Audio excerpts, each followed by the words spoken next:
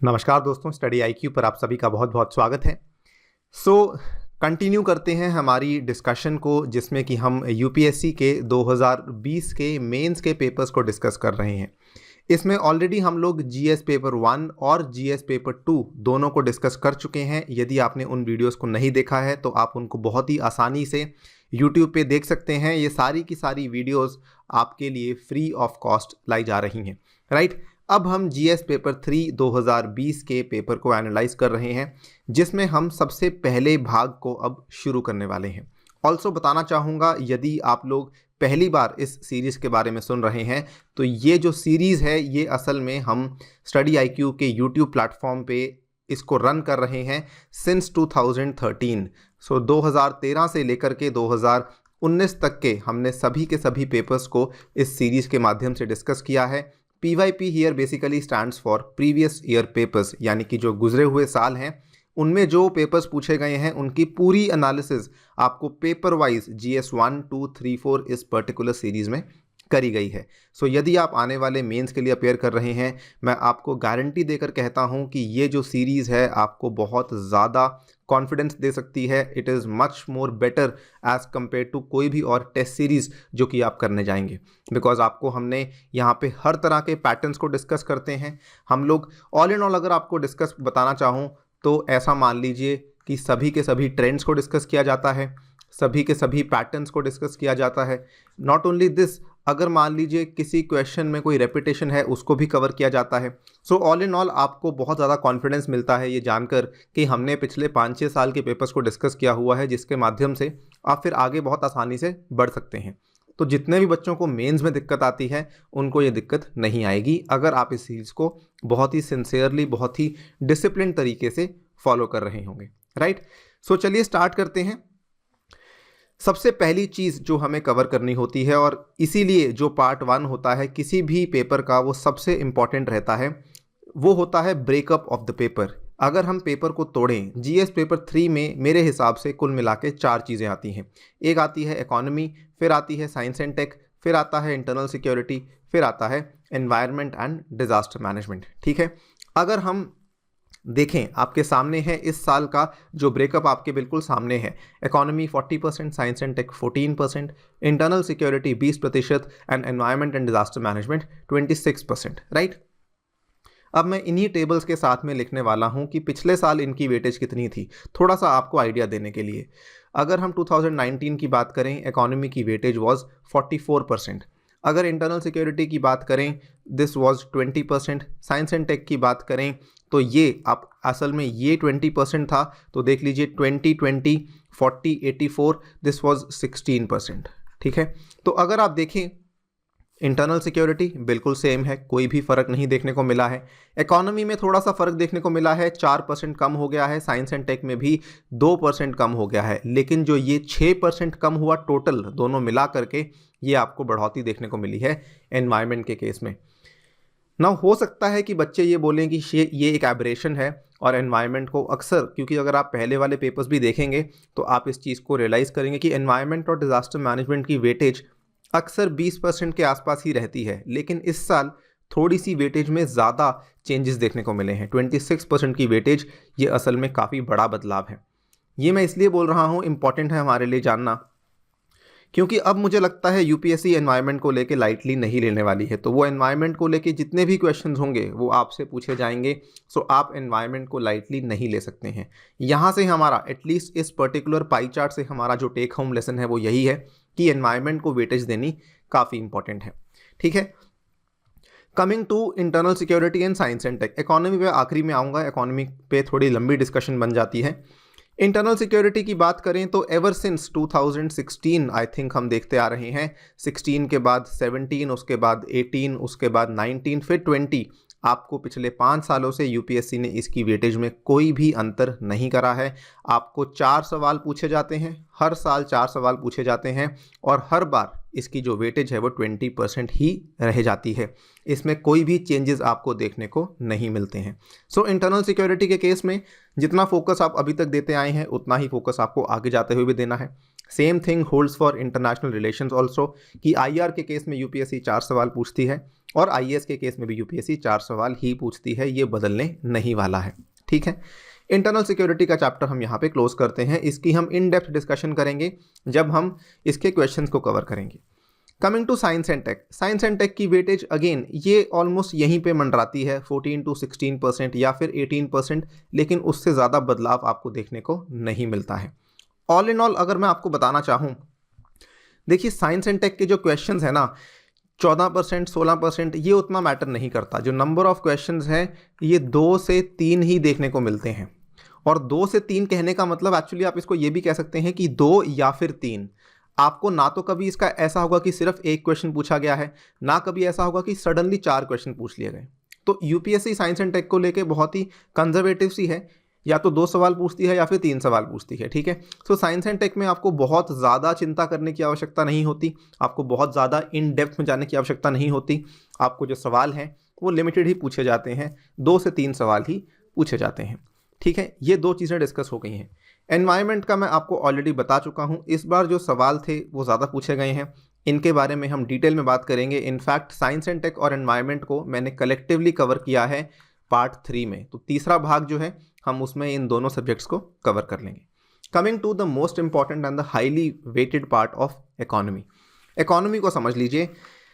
Economy को देखिए, पहले हम इकोनॉमी को केवल इकोनॉमी के रूप से ही समझते थे, लेकिन अब मैं समझता हूँ कि इकोनॉमी में आप इसको 2 पार्ट्स में तोड़ सकते हैं, जिसको कि मैंने यहाँ पर तोड़ा भी हुआ है।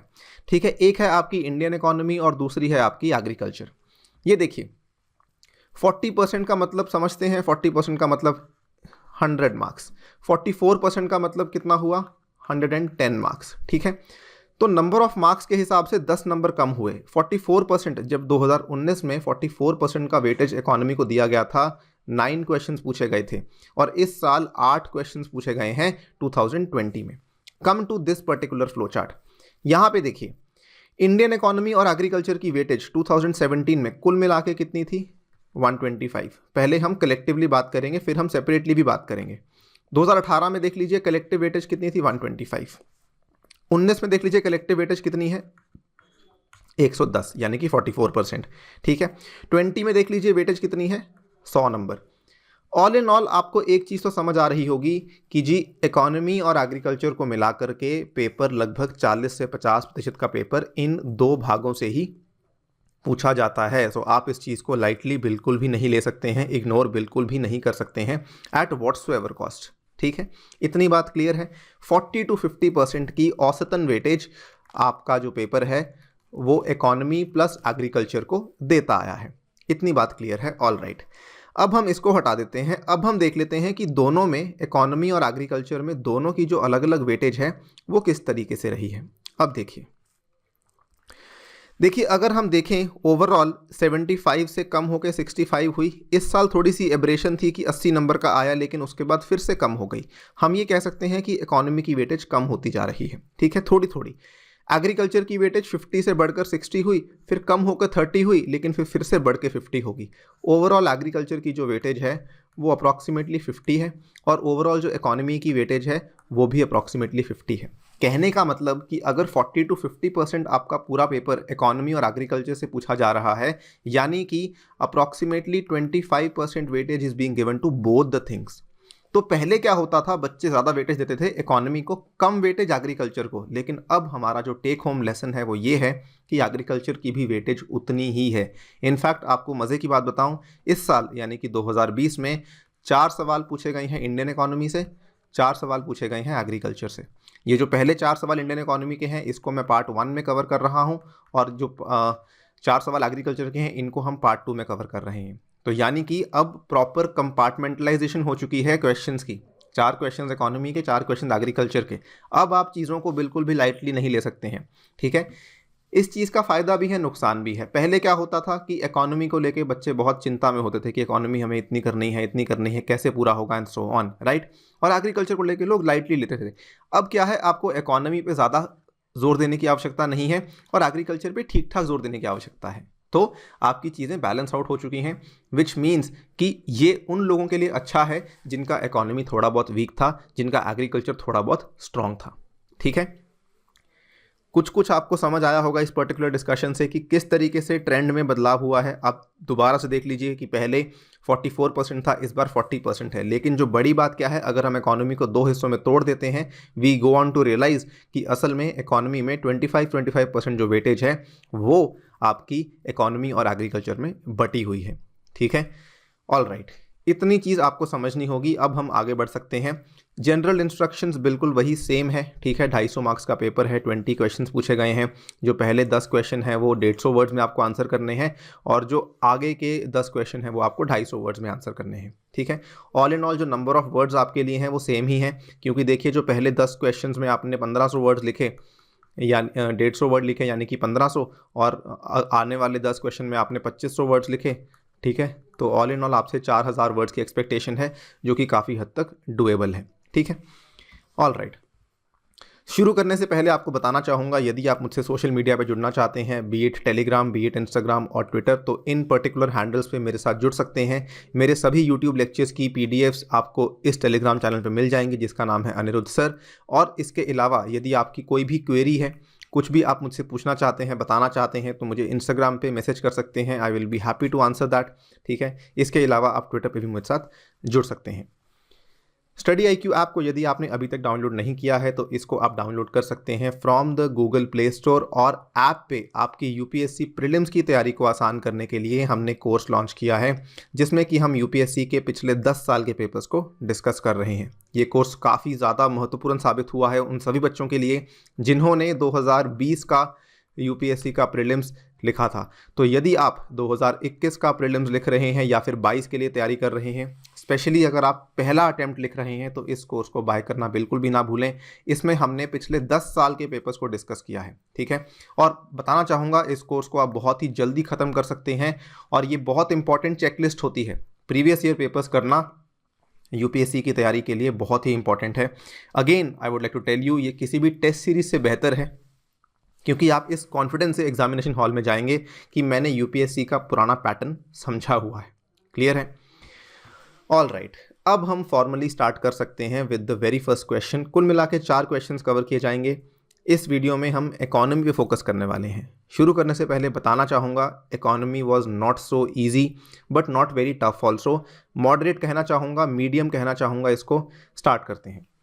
पहला question, explain intra-generational and intergenerational issues of equity from the perspective of inclusive growth and sustainable development। ठीक है, तो आपके सामने जो क्वेश्चन पूछा गया है, इसका थीम क्या है? इसका थीम बड़ा सिंपल है, इंक्लूसिव ग्रोथ, समावेशी विकास, और सस्टेनेबल डेवलपमेंट, सतत विकास। ठीक है, अब यहाँ पे इसको समझिए। इंक्लूसिव ग्रोथ का जो थीम है, का जो टॉपिक है, एक चीज़ और आपको बता देता हूँ। 2 चीज़ें होती हैं, एक होता है थीम, ठीक है, एक होता है टॉपिक। आपको कई सारे ऐसे किताबें मिल जाएंगी, कई सारी ऐसी वीडियोस मिल जाएंगी जहां पर आपको टीचर्स बताएंगे कि टॉपिक्स रिपीट हो रहे हैं, but believe me, topics repeat नहीं होते हैं। इट इज़ थीम्स जो कि रिपीट होती हैं, और हमारी कोशिश यही रहती है ये दिखाने की कि किस तरीके से आपको थीम्स की रेपिटेशन देखने को मिल रही है इन पर्टिकुलर क्वेश्चंस में। फॉर एग्जाम्पल, इस पर्टिकुलर क्वेश्चन की जो थीम है वो इंक्लूसिव ग्रोथ है, समावेशी विकास है, जिसके ऊपर आपको सवाल पूछा गया है। ठीक है, अब देखिए इंक्लूसिव ग्रोथ का जो क्वेश्चन है UPSC किस तरीके से पूछती आई है। यहाँ पे एक और चीज़ ऐड कर देता हूँ, 2020 जो क्वेश्चन अभी हमारे सामने है 2020 का है। उसके बाद 2019 में देखिए, it is argued that strategy of inclusive growth is intended to meet objectives of inclusiveness. 2017 देखिए, what are the features of inclusive growth, has India experiencing such a growth process. 16 देखिए, comment on the challenges for inclusive growth which include careless and useless manpower in the Indian context। 2013 देखिए, with consideration towards the strategy of inclusive growth। देखिए inclusive growth की जो strategy है, का जो theme है, ये ऐसा नहीं कह सकते कि हम हर बार क्वेश्चन सेम आता है, ऐसा मैं बिल्कुल भी नहीं कह रहा हूँ, और ऐसा आपको देखने को भी नहीं मिलेगा। लेकिन क्या है कि इंक्लूसिव ग्रोथ को लेकर सवाल आता ज़रूर है, इस चीज़ की हम गारंटी देते हैं आपको। देखिए 16, 17 और 18 का साल छोड़ दीजिए, उसके बाद 19, फिर 2020, आपको एवरी ईयर इंक्लूसिव ग्रोथ की थीम से क्वेश्चन देखने को मिल रहा है। कहने का मतलब ये है, इस पर्टिकुलर थीम को आप लाइटली नहीं ले सकते हैं। एंड अगर आप देखें तो ये जो थीम है केवल इस पेपर में ही नहीं, इसके अलावा अगर आप एस्से का पेपर देखेंगे तो बहुत बार क्वेश्चंस इंक्लूसिव ग्रोथ के एस्से में भी डायरेक्टली देखने को मिलते हैं। सो अगर आप एक एसए के पर्सपेक्टिव से इसको प्रिपेयर कर रहे हैं, मैं गारंटी देके कहता हूं कि इंक्लूसिव ग्रोथ का कोई भी सवाल आपका छूटेगा ही नहीं। ठीक है, इतनी बात क्लियर है। अब क्वेश्चन की तरफ आते हैं। ये थीम वाली बात को ध्यान में रखिएगा। समावेशी समृद्धि एवं संपोषणीय विकास के परिप्रेक्ष्य में आंत पीढ़ी एवं अंत पीढ़ी, आंत पीढ़ी यानी कि इंट्रा जनरेशनल, अंत पीढ़ी यानी कि इंटर जनरेशनल साम्य के विषयों की व्याख्या कीजिए। ठीक है, विषयों यानी कि इनके जो इश्यूज हैं उनकी व्याख्या करनी है आपको। देखिए अगेन देख लेते हैं क्वेश्चन का थीम क्या था, इंक्लूसिव ग्रोथ और सस्टेनेबल डेवलपमेंट। ठीक है, तो इस पर्टिकुलर चीज़ के आधार पे आप इंट्रोडक्शन दे सकते हैं, बिल्कुल दे सकते हैं कि ये आपके कीवर्ड्स हैं। मेरी जो अप्रोच रहती है वो ये रहती है, कीवर्ड्स को आइडेंटिफाई कीजिए। बिल्कुल बेसिक से स्टार्ट करेंगे हम, कीवर्ड्स को आइडेंटिफाई कीजिए। कीवर्ड्स आपके सामने ये वाले भी कीवर्ड्स हैं। एग्जामिनर आपसे ये भी तो एक्सपेक्ट कर सकता है ना कि आप मुझे समझाइए इंट्रा जनरेशनल और इंटर जनरेशनल क्या होता है, राइट? या फिर ये भी आपके कीवर्ड्स हो सकते हैं, एनीथिंग इज़ फाइन। अगर हम इसको कीवर्ड मान लेते हैं तो इसको हम इंट्रोडक्शन के आधार पे लिख सकते हैं कि असल में इंटर और इंट्रा जनरेशनल का मतलब होता क्या है। ठीक है, हमारी अप्रोच देखिए, सबसे पहले हमने इनको परिभाषित किया है कि इंट्रा जनरेशनल और इंटर जनरेशनल असल में होता क्या है। यहाँ पे देखिए, intergenerational equity signifies the rights and interest of present and the future generation, यानी कि जो फिलहाल की जनरेशन है और जो आने वाली जनरेशन है, ठीक है, उनके जो राइट्स और इंटरेस्ट हैं ये बराबर होने चाहिए। इंटरजेनरेशनल, आपकी जो पीढ़ी फिलहाल चल रही है और जो पीढ़ी आने वाली है, इनके जो राइट्स और इंटरेस्ट हैं इनको हमें प्रिजर्व करना है। Regarding what? Regarding the resources. Resources कैसे भी हो सकते हैं, it can be renewable resource, it can be non renewable resource. Clear है? सिमिलरली इंट्रा जनरेशनल यानी कि आंत पीढ़ी, आंत पीढ़ी यानी कि आपका जो फिलहाल चल रही है, यानी कि जो फिलहाल पीढ़ी चल रही है, इसमें जो पुअर लोग हैं, इसमें जो रिच लोग हैं, इसमें जो महिलाएं हैं, इसमें जो पुरुष हैं, इसमें जो बूढ़े हैं, ठीक है, एल्डरलीज हैं, इसमें जो चिल्ड्रन हैं, तो हर एक तरह के इंसान की नीड्स, राइट्स और इंटरेस्ट प्रोटेक्ट होने चाहिए। This is something which is called as intra generational equity. Deals with the same but between the members of the same generation. ठीक है, deals with the same but between the members of the same generation. ये दो चीज़ें हैं।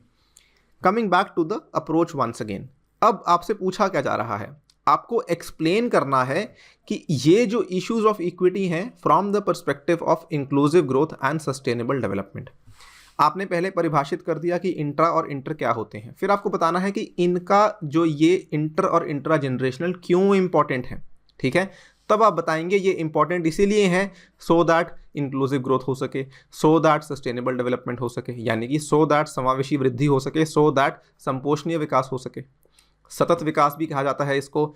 उसके बाद inclusive growth को भी समावेशी विकास कहा जाता है, तो you can choose any word. ठीक है, तो बेसिकली आपने पहले पार्ट में क्या किया, आपने दोनों चीज़ों को बता दिया, फिर आपने बताया both concepts have significant connotation with sustainable development as the concept of sustainable development dictates that the use of resources should be done in such a manner that those resources shall be available to meet the future needs. ठीक है, sustainable development का जो concept है वो यही तो कहता है कि एक तो आपको कैरिंग कैपेसिटी के अंतर्गत रह के काम करना है, जो धरती की कैरिंग कैपेसिटी है उसके अंतर्गत रह के काम करना है। क्यों? So that intra generational equity हो सके एंड आपको फ्यूचर जनरेशन की नीड्स को कॉम्प्रोमाइज़ नहीं करना है। तो देखिए ये दोनों चीज़ें सस्टेनेबल डेवलपमेंट से निकल कर आती हैं। फर्दर हम इसको एलैबोरेट कर सकते हैं क्यों इंपॉर्टेंट है। ठीक है, इसीलिए इंपॉर्टेंट है क्योंकि रिसोर्सेज एग्जॉस्टेबल हैं, जो आपके सामने संसाधन है वो खत्म हो सकते हैं। Most of the natural resources on earth are depleting fast. In this context inter and intra generational both equities become extremely relevant. ठीक है, आपके सामने है, आप एग्जांपल दे सकते हैं, ऑयल एंड गैस है, फॉसिल फ्यूल्स हैं, कोल है, ठीक है, पेड़ हैं, हर तरह के रिसोर्स कम होते जा रहे हैं। उसके बाद प्रदूषण भी होता जा रहा है। ठीक है, जिसकी वजह से अगेन प्रदूषण क्यों हो रहा है, air pollution, deforestation, green house gas emissions, energy consumption वगैरह वगैरह बैलेंस नहीं है। It would be extremely difficult to ensure inter generational equity at all. और बहुत सारे कारण हैं, आप कितने भी कारण दे सकते हैं, slow progress on development of resources. ठीक है, fair and efficient utilisation of resources नहीं हो रहा है। अगर हम बात करें डेवलपमेंट ऑफ रिसोर्सेज, हमने सोचा था कि हम शेल गैस के ऊपर शिफ्ट कर जाएंगे, लेकिन क्या हम तुरंत शिफ्ट कर सकते हैं? आपने सोचा कि हम ऑयल को रिप्लेस कर देंगे नेचुरल गैस से, लेकिन नेचुरल गैस को ढूंढना, फिर उसको प्रोसेस करना, रिफाइन करना, क्या वो इतना आसान काम है? नहीं है। ठीक है, फिर मॉरल डायमेंशन की बात करें तो ये सारी की सारी चीज़ें तो हैं ही कि रिसोर्सेज थे और ख़त्म हो रहे हैं, नए नहीं बन रहे हैं। साथ में मॉरल डायमेंशन भी तो आती है। other than being crucial for sustainable development and inclusive growth, intergenerational and intra-generation equity also makes compelling case for moral reasons.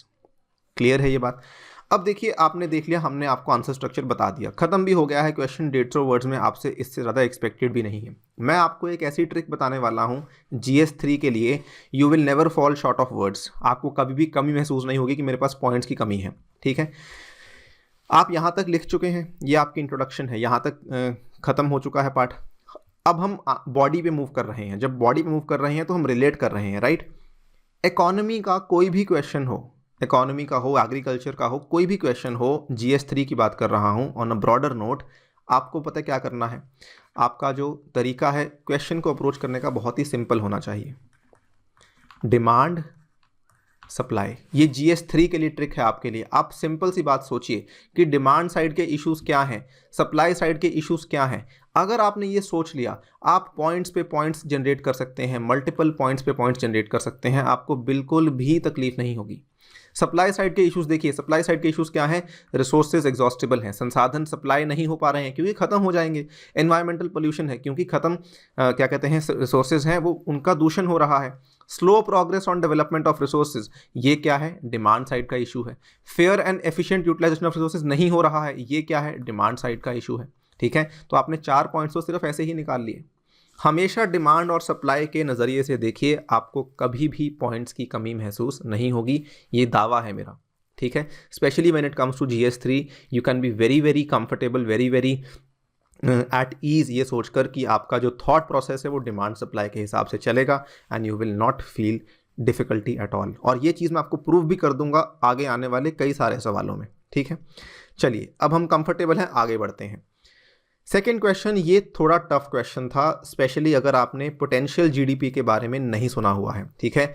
इसको कहा जाता है संभाव्य सकल घरेलू उत्पाद, ठीक है। तो SGU GDP, पोटेंशियल GDP को आपको डिफाइन करना है और उसके डिटर्मिनेंट्स क्या होते हैं ये भी बताना है, यानी कि किस आधार पे हम पोटेंशियल GDP को कैलकुलेट करते हैं।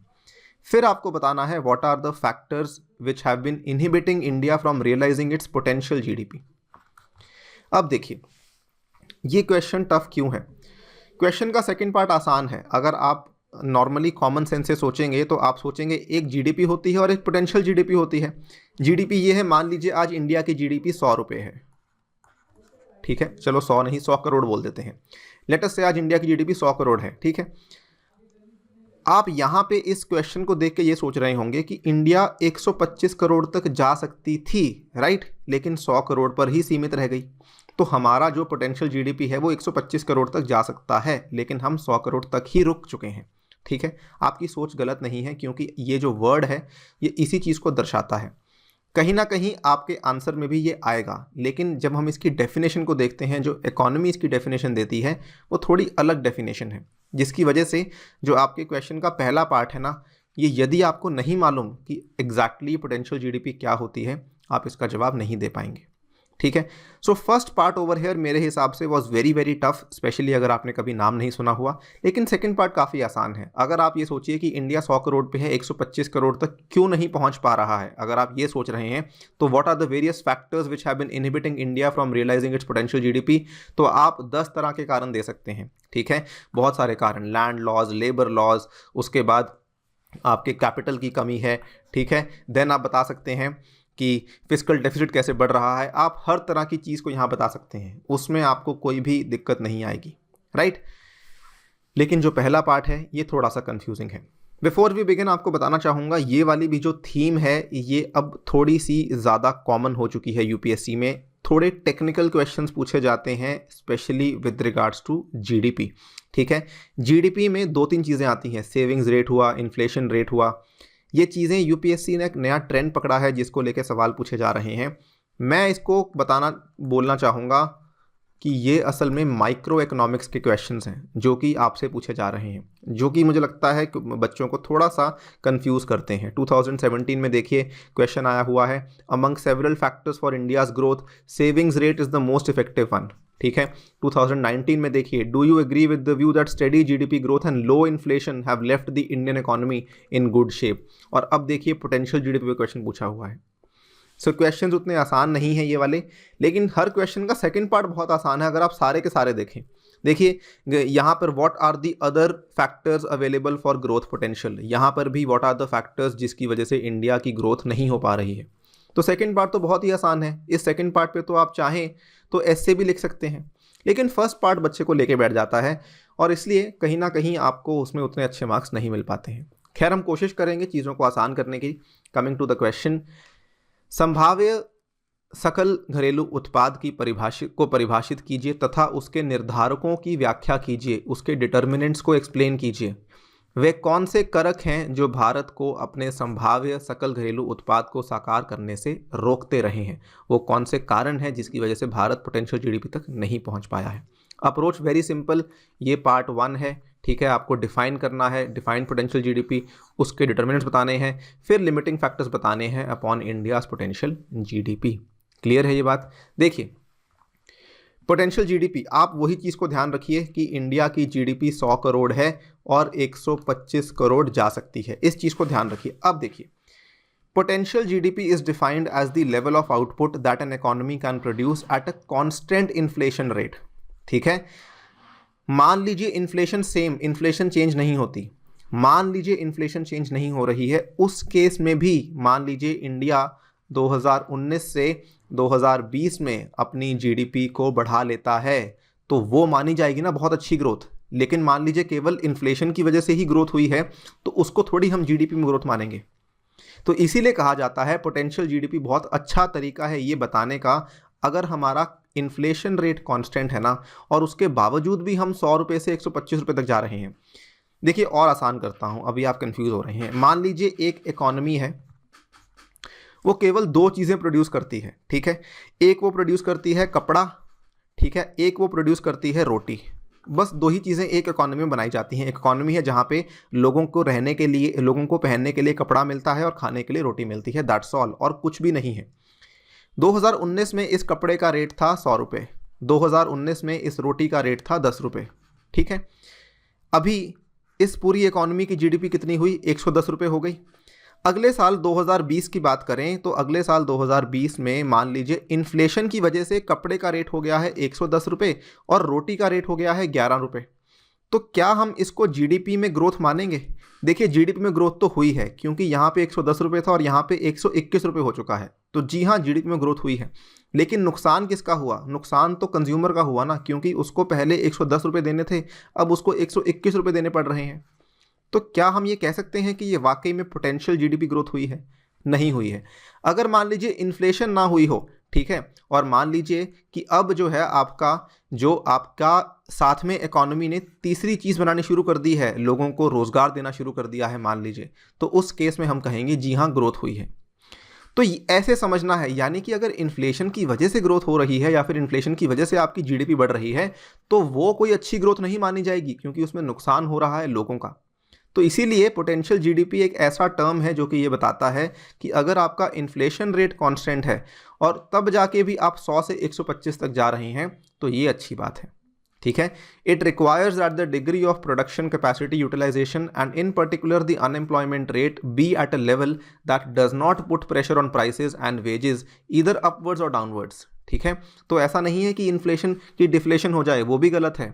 डिफ्लेशन भी नहीं होनी चाहिए, ठीक है, प्राइसेस में बदलाव नहीं होना चाहिए, एंड अनएम्प्लॉयमेंट लेवल भी ज़्यादा बढ़ना नहीं चाहिए। और आपका बेसिकली बात यह है कि इकोनॉमी की जितनी क्षमता है उसका पूर्ण रूप से उपयोग होना चाहिए, तभी जाके आप पोटेंशियल जीडीपी तक पहुंच सकते हैं, तभी जाके आप इन्फ्लेशन रेट को रोक सकते हैं। Potential GDP is determined by anything that affect an economy's sustainable protection capacity. तो ये आपके डिटर्मिनेंट फैक्टर्स हो गए कि अगर मान लीजिए कोई भी ऐसा फैक्टर आता है जो कि इकोनॉमी की प्रोडक्शन कैपेसिटी को हानि पहुंचा रहा है, तो वो पोटेंशियल जीडीपी में उसको इंक्लूड किया जाएगा। ये आपका पहला पार्ट हो गया। सेकंड पार्ट, ये बहुत सारे फैक्टर्स हैं, आप देख सकते हैं, एक्सटेंट ऑफ प्रोडक्शन फैक्टर्स, यानी कि size of the labour force, human capital, physical capital वगैरह वगैरह, ये पूरा आप देख सकते हैं बहुत टेक्निकल है, ज़्यादा डेप्थ में जाने की आवश्यकता नहीं है। पहला पार्ट आपको समझना ज़रूरी था। Second part of the question, what are the limiting factors, बहुत आसान है, इन्वेस्टमेंट्स कम हो रही हैं, सेविंग्स रेट कम हो रहा है। स्पेशली 2020 में अगर आप देखें आफ्टर कोविड-19, इंडिया की जो ग्रॉस सेविंग्स रेशियो है इट फेल टू 30.1%, जो कि पहले 34.6% हुआ करती थी एक टाइम पे। जब सेविंग्स बढ़ेंगी तो ऑब्वियसली आपका जो है इकोनॉमी आगे बढ़ेगी। इंफ्रास्ट्रक्चर जो है वो पुअर होता जा रहा है। Most of the Indian cities are facing acute shortage of infrastructure, जिसकी वजह से traffic congestion, pollution, economic losses हो रहे हैं, राइट। तो हमारी जो जीडीपी ग्रोथ है वो शहर बहुत बड़ा रोल निभाते हैं। अगर शहर मान लो सही नहीं चल रहे, इसका मतलब जीडीपी ग्रोथ अच्छे से नहीं हो पाएगी। साथ ही में अगर हम अपना प्राइमरी सेक्टर देखें, यानी कि अपना कृषि का क्षेत्र देखें, Indian agriculture is one of the least productive in the world, employees 50% of the workforce, लेकिन कंट्रीब्यूशन मात्र 14% का ही है, ठीक है। तो ये एनॉमलीज हैं। फर्दर गवर्नेंस इश्यूज हैं, बहुत सारी चीज़ें हैं, poor management of utilisation of natural resources हैं, अनइवन ग्रोथ एंड डेवलपमेंट। आप चाहें तो यहाँ पे मैंने तो केवल 5-6 पॉइंट्स इंक्लूड किए हैं, आप चाहें तो कम से कम 20 पॉइंट्स इंक्लूड कर सकते हैं। फिजिकल डेफिसिट ज़्यादा है, इंफ्रास्ट्रक्चर के बॉटलनेक्स हैं, ठीक है, सरकार पॉपुलिस्ट पॉलिसीज़ फॉलो करती है, बैंकिंग में प्रॉब्लम है, हर तरह के सेक्टर में आप प्रॉब्लम्स बता सकते हैं अगर आप चाहें तो। हमें तो केवल 150 वर्ड में आंसर लिखना है, राइट। सो इस तरीके से आपको इस क्वेश्चन को अप्रोच करना था। कंक्लूजन में, there is no single strategy which would yield to realise India's potential GDP, there is an urgent need to adopt a comprehensive approach. बस इस तरीके से कंक्लूजन आपको देनी है, प्रोवाइडेड अगेन वर्ड लिमिट हो आपके पास। अगर वर्ड लिमिट नहीं है और अगर आप नहीं भी कंक्लूजन देंगे then also it's fine. 150 words वाले क्वेश्चन में मेरा यही मानना रहता है, कंक्लूजन नहीं भी देंगे तब भी चलता है, क्यों? बिकॉज आपके पास वर्ड्स की कमी रहती है। क्लियर है ये बात? ऑल राइट, अगले क्वेश्चन की तरफ बढ़ जाते हैं। अब वाले क्वेश्चंस, अगेन ये वाला क्वेश्चन भी उतना आसान नहीं है, इसका एक पार्ट काफ़ी मुश्किल है। पहले हिंदी में पढ़ाऊंगा। एक अर्थव्यवस्था में पूंजी निर्माण, कैपिटल फॉर्मेशन के रूप में विनियोग के अर्थ को व्याख्या कीजिए। विनियोग यानी कि इन्वेस्टमेंट, ठीक है। उन कारकों की विवेचना कीजिए जिन पर एक सार्वजनिक एवं एक निजी निकाय के मध्य रियायत तैयार करते समय विचार किया जाना चाहिए। रियायत यानी कि कंसेशन अग्रीमेंट तैयार करते समय विचार किया जाना चाहिए। Very very tough question. अगर मान लीजिए आपने कंसेशन एग्रीमेंट का नाम सुना ही नहीं हुआ तो आप इस क्वेश्चन का जवाब नहीं दे पाएंगे, गारंटी लेके कहता हूँ, ठीक है। टफ क्वेश्चन, टफ है, 15 मार्क्स का क्वेश्चन है। सेकेंडली, ये इस बार चर्चा में था, ये इस बार completely current affairs based question है। ये क्वेश्चन जो है आपके सिलेबस में पीपीपी लिखा हुआ है, पीपीपी नहीं लिखा हुआ होगा तो आपके सिलेबस में इन्वेस्टमेंट मॉडल्स लिखा हुआ है। इन्वेस्टमेंट मॉडल्स के आधार पर क्वेश्चन पूछा गया है। आपको एक कहानी बताऊंगा, 2015-16 तक की बात है, जितने भी भारत में हाईवेज बनाए जाते थे वो बनाए जाते थे बीओटी मॉडल पे, बिल्ड ऑपरेट ट्रांसफ़र मॉडल। इसके बाद प्राइवेट प्लेयर्स को लगा कि हमारा इसमें फ़ायदा नहीं हो रहा है, गवर्नमेंट शिफ्ट कर गई ईपीसी मॉडल पे, इंजीनियरिंग प्रोक्योरमेंट कंस्ट्रक्शन मॉडल, ठीक है।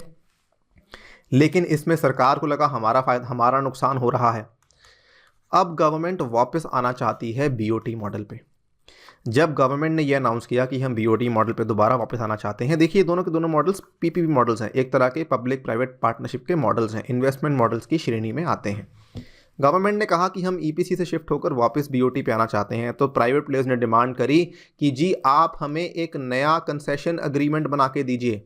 अगर हमें लगेगा कि ये वाला जो कंसेशन अग्रीमेंट है, ये वाली जो रियायत है, ये हमारे फेवर में है, तो हम बीओटी मॉडल पे आएंगे, वरना हम नहीं आएंगे।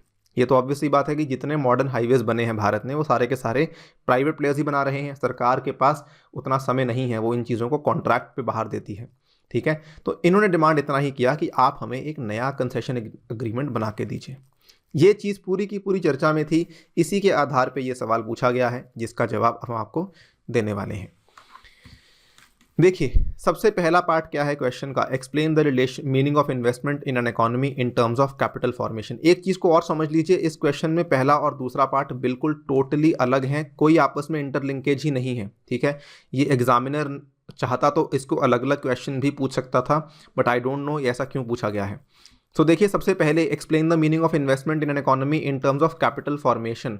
तो आपको बताना है कि कैपिटल फॉर्मेशन के संदर्भ में इन्वेस्टमेंट का मतलब क्या होता है, ठीक है। एक तो इन्वेस्टमेंट हुई कि सरकार बोल रही है कि जी हम इतने अकाउंट खोल देंगे, इतने गरीबों के अकाउंट खुलवा देंगे, ये कैपिटल फॉर्मेशन नहीं हुआ। एक तरफ सरकार बोलती है कि हम इतने ब्रिज बना देंगे, इतने पुल बना देंगे, ये कैपिटल फॉर्मेशन हुआ कि आपने कुछ बुनियादी ढांचा खड़ा किया है, ठीक है। इसको कहा जाता है कैपिटल फॉर्मेशन, राइट। सो एक तरफ सरकार बोल रही है कि हम किसानों के लोन माफ कर देंगे, ये कैपिटल फॉर्मेशन नहीं हुआ, क्योंकि ये केवल एक उस पर्टिकुलर टाइम के लिए मेजर है, ठीक है, इसमें आप कुछ ऐसा चीज़ नहीं खड़ा कर रहे हैं जिसका बहुत आगे जाके फ़ायदा होगा।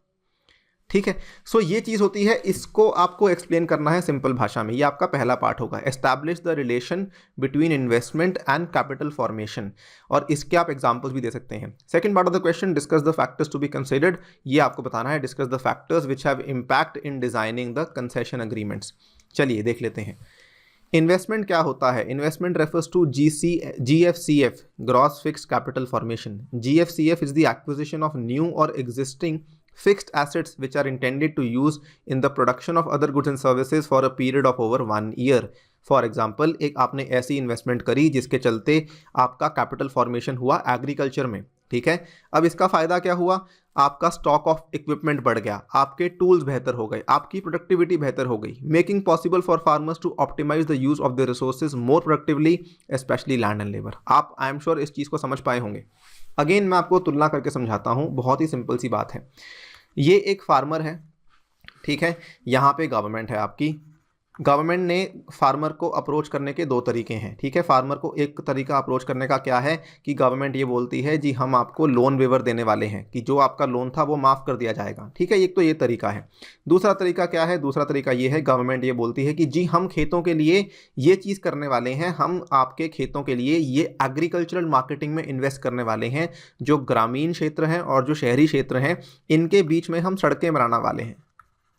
ठीक है, या फिर गवर्नमेंट ये बोलती है कि हम आपके खेत के पास में आके एक FCI का गोडाउन खोलने वाले हैं, सो दैट आपकी जो अनाज है उसको प्रोक्योर किया जाएगा। ठीक है, अब आप खुद बताइए कि इस चीज़ का फ़ायदा है या फिर इस चीज़ का फ़ायदा है। ऑब्वियसली इस चीज़ का कोई फ़ायदा नहीं है, ये केवल आपकी शॉर्ट टर्म के लिए फ़ायदा है। इस चीज़ का आपका लॉन्ग टर्म में फ़ायदा है, क्योंकि आपने किसान को बोला कि हम आपके लिए कैपिटल फॉर्मेशन करेंगे, इससे किसान की आगे जाके इनकम बढ़ेगी, और वो भी ऐसा नहीं कि 1 साल के लिए, आने वाले 10 सालों के लिए उसकी इनकम बढ़ेगी। तो ये आपको समझाना था कि this is the difference in investment. अगर कोई इन्वेस्टमेंट आपकी कैपिटल फॉर्मेशन को डील कर रही है तो उसका फ़ायदा है।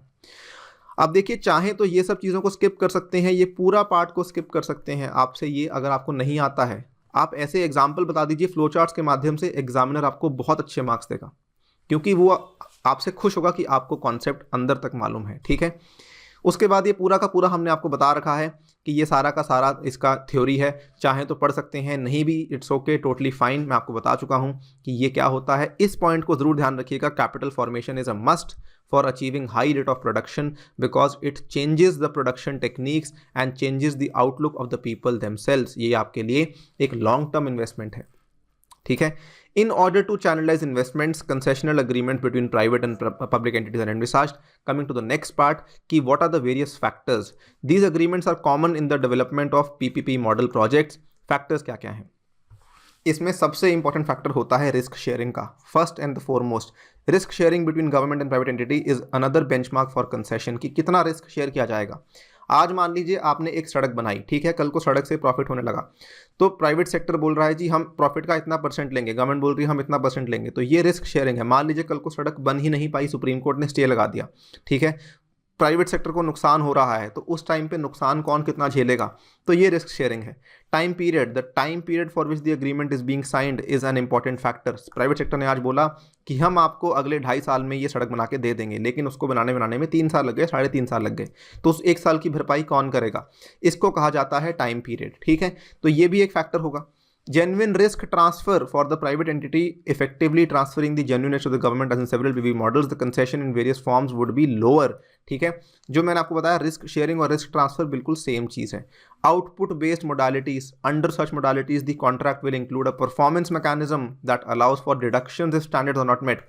प्राइवेट सेक्टर ने ये कहा था कि सड़क की जो चौड़ाई है वो 10 मीटर की होगी, लेकिन जब गवर्नमेंट ने मेजर किया तो सड़क की चौड़ाई 9.5 मीटर थी, तो इसके लिए कौन जिम्मेवार है, conformance with the performance standards. ठीक है, इसके बाद अगेन ये सेम चीज़ है, output based modalities, conformance with performance standards, ये सारी टेक्निकल चीज़ें हैं, इसीलिए बोल रहा हूँ question was very very tough.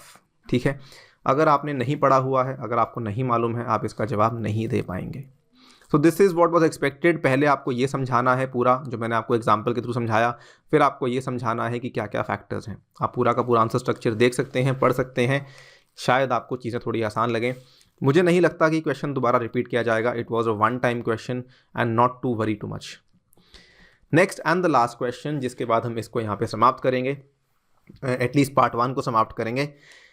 This is question number 12। ठीक है, इसमें आपका ये 15 मार्क्स का क्वेश्चन है। Explain the rational behind goods and services tax compensation to states act of 2017। कोविड-19 ने किस तरीके से जीएसटी कंपनसेशन फंड को इम्पैक्ट किया है और नई संघीय तनाव को खड़ा किया है। देखिए, वास्तु एवं सेवा कर राज्यों की क्षतिपूर्ति अधिनियम 2017 के तर्काधार की व्याख्या कीजिए। कोविड-19 के ने कैसे वास्तु सेवा कर क्षतिपूर्ति निधि को प्रभावित और नए संघीय तनावों को उत्पन्न किया है। बहुत अच्छा क्वेश्चन है और बहुत ही आसान क्वेश्चन है। इसमें आपको पूरे के पूरे मार्क्स मिलने चाहिए। अगर हम मान भी लेते हैं कि पिछला क्वेश्चन मुश्किल था, लेकिन ये वाला क्वेश्चन तो आसान है, राइट। गलती लेकिन इसमें भी बच्चे कर देते हैं। देखिए, जीएसटी में 2 कानून है, एक तो जीएसटी खुद कानून है, ठीक है, और एक GST compensation to states act है, ये अलग है। सो इसमें कुछ बच्चों ने बता दिया है कि आप जीएसटी के बारे में ही बता दें कि उसके पीछे कारण क्या है, वो आपको नहीं बताना है। आपको यहाँ पे बताना है GST compensation to states act जो है ये क्यों लाया गया था। तो briefly introduce the GST compensation to state act, rational behind the same, and finally आपका तीसरा पार्ट ये होगा कोविड-19 ने कैसे जीएसटी कंपनसेशन फंड को इम्पैक्ट किया है एंड किस इसकी वजह से कैसे स्टेट्स और सेंटर में टेंशन्स खड़ी हो गई हैं। ठीक है, सो बहुत जल्दी देख लेते हैं। GST compensation to states act, बार बार बोल रहा हूं, ये GST compensation to states act है।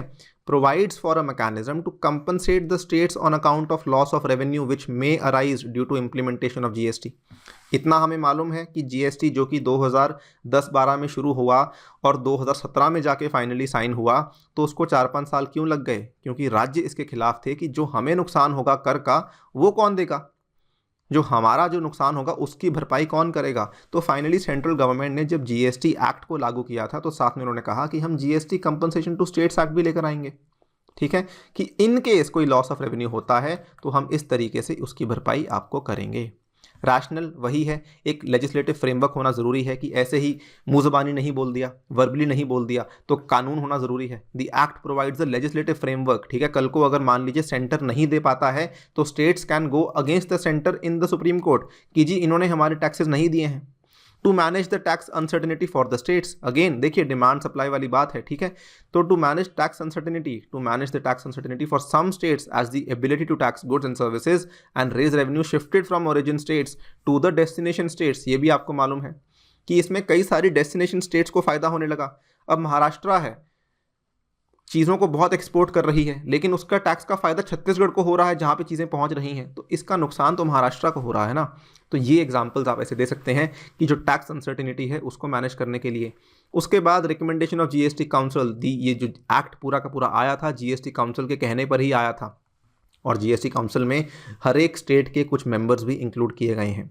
Sustained growth of revenue of states भी ज़रूरी है, इसीलिए इस एक्ट को लाया गया था। कहीं ऐसा ना हो कि हम जीएसटी तो ले आए हैं, one nation one country one tax तो आ गया है, लेकिन जो स्टेट्स हैं उनके रेवेन्यूज पिट रहे हैं, तो कौन जिम्मेवार है। Empower the centre to levy GST compensation cess, the act allows the centre to credit this cess revenue into a separate compensation fund, and all compensation grants to states are required to be paid out of the money available in this fund। तो ये पूरा का पूरा mechanism इसीलिए खड़ा किया गया था ताकि स्टेट्स को नुकसान ना हो पाए। आई होप क्लियर है, बहुत आसान क्वेश्चन था, बहुत ही आसानी से आप बता सकते हैं कि ये सब कारण थे जिसकी वजह से ये जो आपका GST compensation to states act लाया गया था। एंड इसका कोविड इम्पैक्ट क्या हुआ है? देखिए ऑब्वियसली कोविड इम्पैक्ट तो होना ही था। सबसे पहली बात तो जीएसटी की जो कलेक्शन थी वही धीरे हुई। जब कलेक्शन धीरे होगी तो फिर सेंटर स्टेट्स को कैसे देगा? Delay in payment of compensation. Covid pandemic has caused revenue shortfall amounting to 3 lakh crore. Insufficient funds with the center resulted in delay in providing compensation to states। उसके बाद centre's perception about growth of states revenue.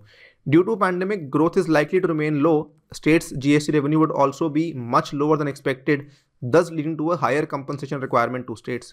ठीक है, तो यहाँ पर again centre की perception भी बड़ी मैटर करती है।